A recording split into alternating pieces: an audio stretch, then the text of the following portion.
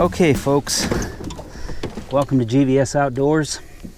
We are out here for a quick trip this evening because it's the first chance I've had to get out here this week. Got a beautiful evening. It's about 80 degrees and maybe even a little cooler than that. A little bit on the breezy side, but I'm not worried about it. We're gonna come out here and see if the fall time bite is picking up yet. Our last trip was a little over a week ago, and the largemouth were all schooled up. You saw that in the last video. What we're gonna try to do tonight is kind of the same thing. We're gonna try to catch a few live shad, and I think I'm gonna do something a little different, at least for starters here. If I can get a hold of some shad, I'm going to put some of my little planer floats out and show you how to use them. And we're going to see what the trolling action is like this evening. And I'll show you how I troll. I kind of do that a little more actively, and I like the system I've come up with. So I'll show you what that's all about. Let's go ahead and just make this YouTube official right now. GVS Outdoors has officially sacrificed the first GoPro to the channel. It took longer than I expected, but on my ride over here, I put my cameras in the boat out of their protective case, and apparently set one of them in a bucket that was half full of water. So that was a dumb move, and I think that's going to be all she wrote for that camera. So we're going to have one camera angle tonight. To be perfectly honest, I'm sort of surprised that didn't happen before. So we're going to learn our lessons from it and see if we can keep the one working camera that we have working tonight. So I figured I'd take a second and kind of explain what we got here. I don't know if I'm going to stay with this setup or no, but at any rate, I'm going to show you what we got. I've got two rods out right now with those little planer floats on them, and they look like this. This is all they are. So they're a little football shaped deal, and they're made to plane off to the side, so the line goes through them like this. There's a pin at the top and a catch at the bottom, okay?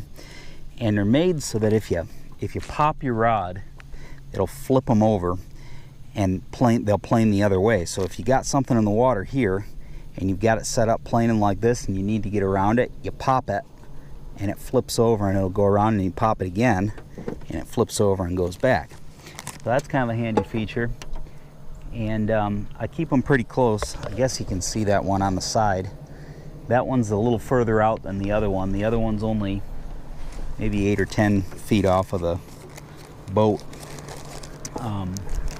And I put a sinker below them and a stopper above them so that they sink. And usually I run one high and one low.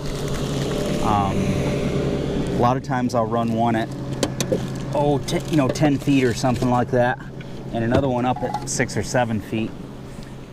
For the moment here, I'm in kind of shallow water. I'm running an 8 foot of water right now. And all I'll do once we're into the fall kind of bite is I'll look for a school of bait out there, and I'll run right around the school, sometimes even like circling it, and then I'll keep a third rod in my hand that I'm casting. So basically what that lets me do is it lets me cover more water. It lets me cast right to a fish if I see a rise with the one that I have in my hand, and it lets me keep a line in the water or a couple lines in the water all the time. It's just a really nice way to do it, and I don't do the kick your feet up and grab a Coca-Cola and just sit here and troll until something hits. I'm always active, and I'm always trying to cover more water than not. So the more water you cover, the more chances you're going to put it in front of a fish that's ready to feed. So what I'll do is I'll just kind of, like right now, I've just got the trolling motor in gear, and I'm just at low speed, just moving down the channel here. and trying to pick up something. In a situation like what we had in the last video, where there's a point or a specific spot where where fish are schooled up, all I do is just go back and forth right over top of the feature, whether it's structure or a point or something like that, or even later on in the fall, I just find all these fish like randomly schooled up out here in the flat, 7 feet deep, and all I do is I just go back and forth and back and forth and back and forth until a school of them comes into some bait somewhere. And I'm hoping that's what we find tonight. I'm not really sure what is going to happen, but I'm set up to do it now. And I think what we're going to do is I'm just going to kind of take one pass through here, and then we're going to get a little closer to the bank on this side up here where it's deep in the channel, and I'm just going to kind of hang around that point until I see what's going to happen. The water's pretty off color. We had a good bit of rain early in the week, and it really got the river up and ugly. So it's just starting to settle down from that a little bit. There's plenty of bait out here, but it's also pretty windy, so I'm not really sure what to expect. So ride along with me and we'll see. Well, that didn't take long. Something's got a hold of this one. I think it's probably a bass, but it's hard to say. Could be a little striper or a catfish, I suppose. I think it's a channel cat. He's pulling really hard. Just a little one, probably. Yeah, that's all it is.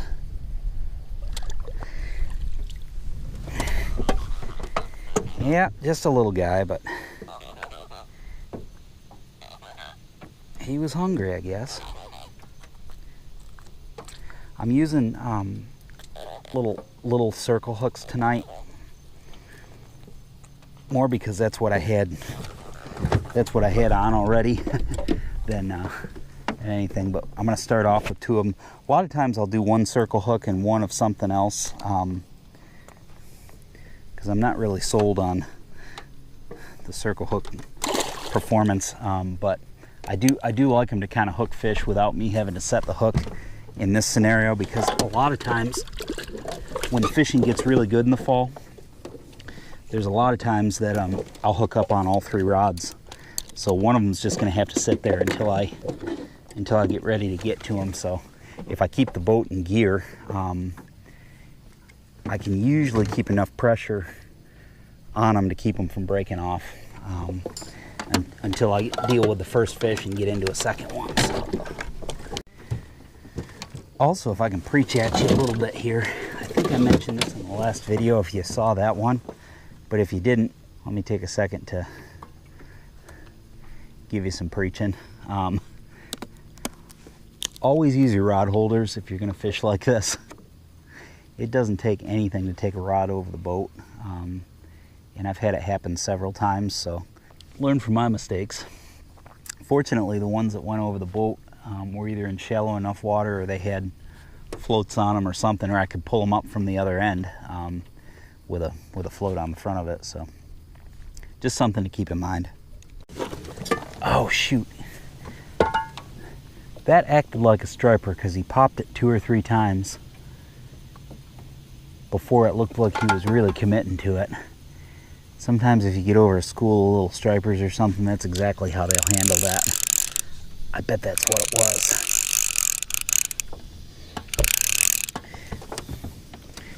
Oh, yep, that's probably what it was, because he hit it while I was reeling it in. I bet he's a little bitty one. He's on there. Yeah, that's a little tiny striper. Look at this. It's funny though, they act exactly like the big ones do. That's a tiny striper there. We're gonna give him that hook because I'm never gonna get it out of him without hurting him. Not much one, but right species. I got another one on this rod over here. Probably the same thing, little tiny striper. I don't know if he's hooked up yet or not.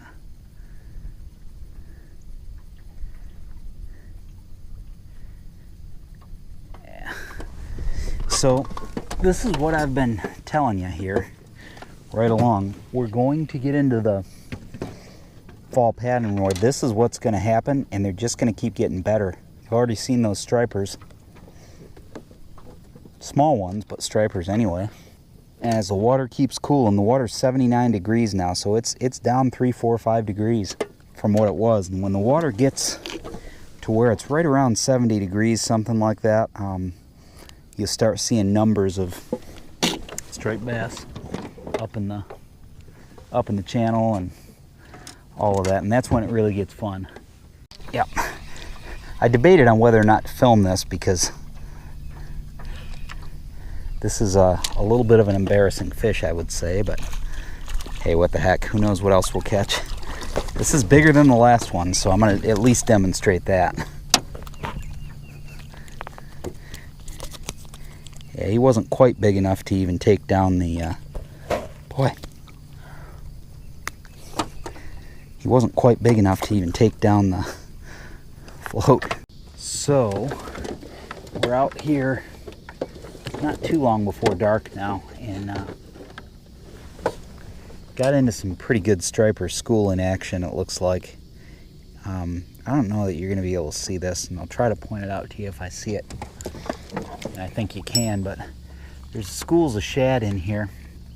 These are not big stripers, but they're starting to feed up on the surface, and every once in a while you'll see a school of striper or a school of shad get really excited and start popping around, and then something will come up and start tearing them up. I've caught 2 of them already, and I wasn't quick enough to get it on camera. There's one.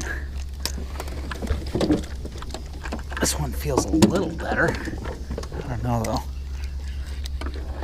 Oh yeah, that's a better fish. Better fish than what I've been catching anyway. I don't think he's too big still. I don't know, that's not a bad one. So this one was caught on the trolling line. I got them all up in this other line too.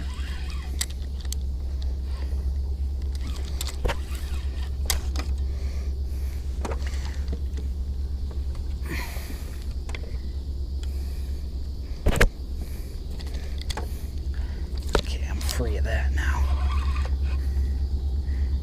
This is a good fish, actually. I mean, not a giant, but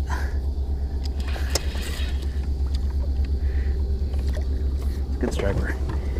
Not a bad eating size, and he's gonna go home with me and get 8.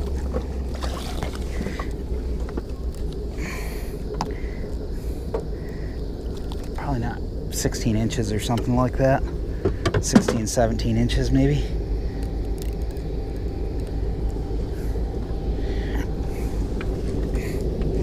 They're getting fat quick when they're eating like that.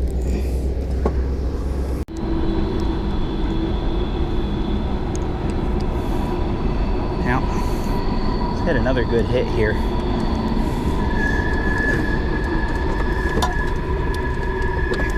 I'm trying to put on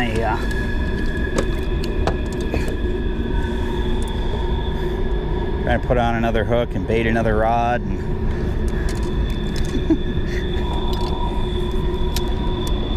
sometimes it gets a little exciting for a few minutes there. But so our striper limit on Smith Mountain Lake is 2 right now until November 1st, I believe. I think it's November 1st. Don't quote me on that because I could be wrong.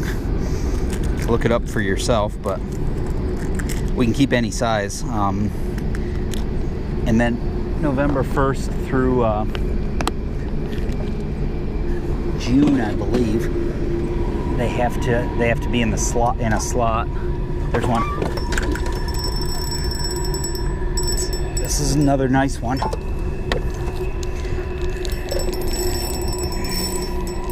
See, this is what I've been telling you folks. I've been telling you one evening we were going to get into the stripers, and they were going to be just like those largemouths in the last video, one after the other, fast and furious. And here we are, just before dark. And these are little schooling fish, you know, they're not giants, but that's okay. I don't need them to be. In another Another few weeks here, we're going to start getting better caliber fish. That one's a little smaller than the last one. Not a lot, but he's probably 14 or 15 to the other one's 16 or 17. Pretty fish though. They are just an awesome fish, and they fight hard. Especially on light tackle like I like to use. Bait up and get back out here. Keep saying it. Use your rod holders. Get my rod baited, but we got another one here. This feels like maybe even a little better fish. He's taking drag. I haven't seen him well enough yet to know for sure. I switched this rod over. This is my ultralight, but I switched over to 6-pound test the other day from 4 because I knew I was going to be getting into some stripers sooner or later. And they really pull hard, so I like to have a little bit more to pull on there. It's a nice fish.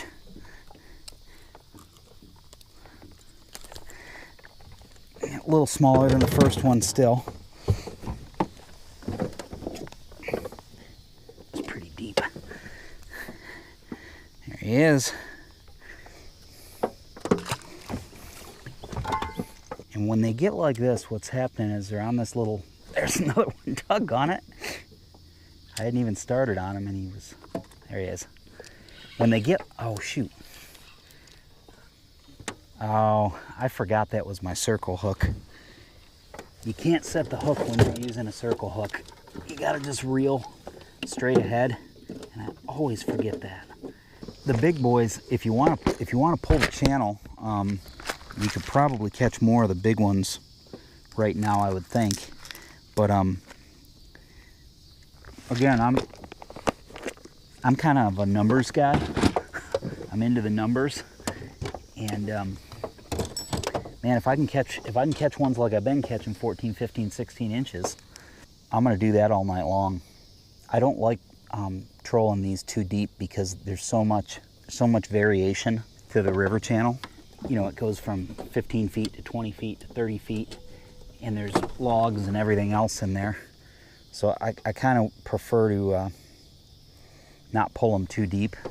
At least out here, it's a pretty nondescript bottom, and it makes it really nice for this type of fishing because you're not hanging up all the time on everything. As usual, you know, you do something as long as it works.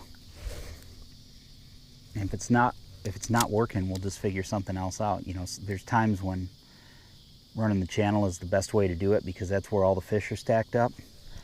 Right now, it seems like there's a good many of them kind of scattered around here in the shallows, so I'm going to keep doing that.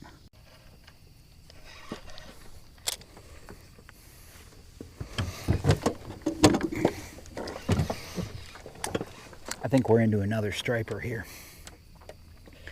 I was trolling my way back to the boat launch. I don't know what you can see out of this, probably not a lot, but maybe we'll at least get a picture with him at the end or something. I don't think he's a giant, but he's probably going to get eaten if it's a striper.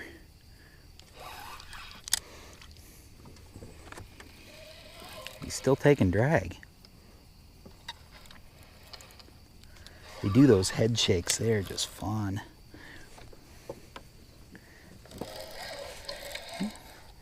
He may be bigger than I think he is. He's staying down pretty good. I haven't seen him yet.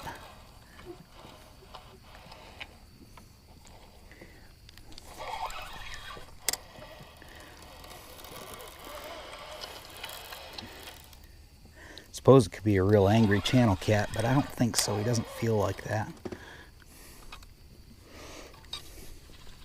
Sometimes I get fooled though.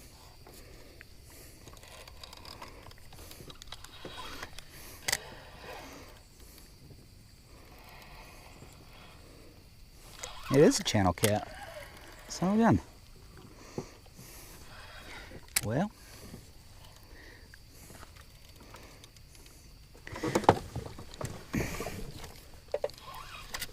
He might still get eaten.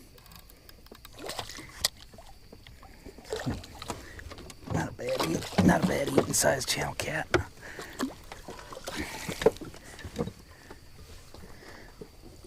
Not bad.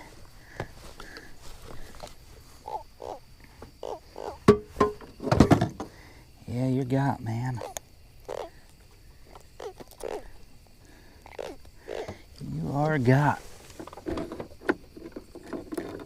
He's about, I don't know, 18 inches. And I guess about 3 pounds, something like that. Not a bad size to eat. I don't know how much more I'm going to do here, and there's probably not much light for filming, but probably go ahead and wrap this up for the video anyways. It's been a good time, and I hope you've learned something. And so this is what I came up with for my method of trolling. So all that to say, if there's something that you've never, even considered doing before, give it a try. You might find that you like it. You might find that you figure out a way to catch some fish doing it, and anytime you can catch more fish, well, that's probably not a bad thing. So thanks for tuning in. Like the video, subscribe if you would to the channel if you haven't done that yet. There's one. Yeah, I thought we were done, but it's a little white bass. Yep. Sure enough. That's the other thing. You'll get into a few of these. There's not many in this lake. Oh, this is a white perch, not a white bass. I'm sorry. I thought it was a bass.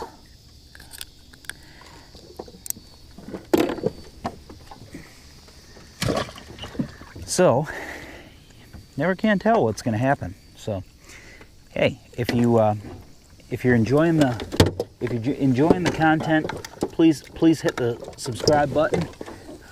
And my intention is to bring you as much of this kind of stuff as I can. I love the outdoors. I love being out and hunting and fishing, and I'm taking my camera with me every time I do it now. So hopefully we're going to have some more content that you can enjoy.